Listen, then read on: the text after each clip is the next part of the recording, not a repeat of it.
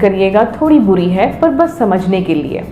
मैंने एक सेंटेंस लिखा है यहाँ, He had opened the gate before I reached the office.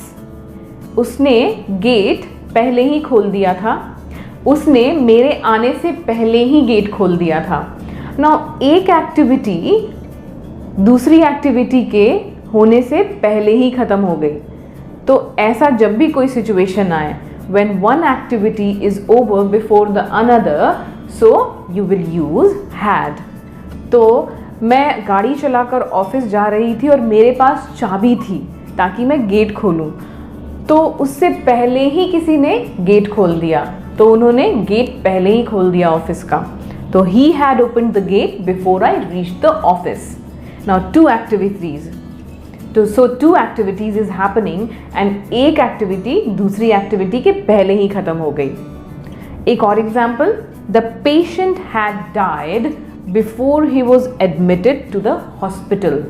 So hospital में एडमिट करने के पहले ही पेशेंट की मौत हो गई थी। दो एक्टिविटी अगेन और एक एक्टिविटी दूसरे के होने के पहले ही खत्म हो गई, तो हम had यूज करते हैं वर्ब के थर्ड फॉर्म के साथ। तो आइए दोस्तों, अब हम पास्ट टेंस के आखिरी पार्ट को देखते हैं, जो है past perfect continuous tense. Now here helping verb had been is used. Had been का यूज हम सारे ही सब्जेक्ट के साथ करेंगे, प्लस वर्ब का ING form. Remember, continuous means verb plus ING. And साथ में अगर आप पॉइंट ऑफ टाइम डिफाइन कर रहे हैं तो आप सिंस यूज करेंगे, और ड्यूरेशन ऑफ टाइम बता रहे हैं तो आप फॉर यूज करेंगे। Let's revise since and for. मैंने आपको लास्ट वीडियो लेसन में थोड़ा ब्रीफ बताया था, आइए इसको एक छोटे से समराइज्ड वे में सीखते हैं।